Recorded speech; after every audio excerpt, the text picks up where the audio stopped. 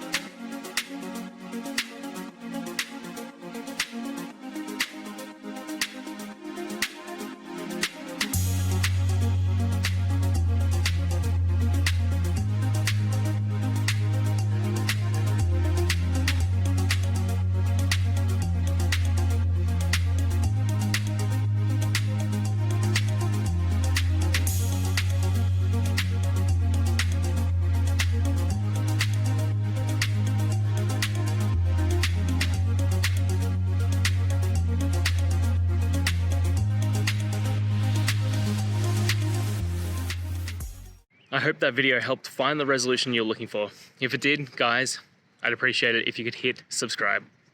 Until the next time that you need more technical help, I hope you have a good one. Cheers.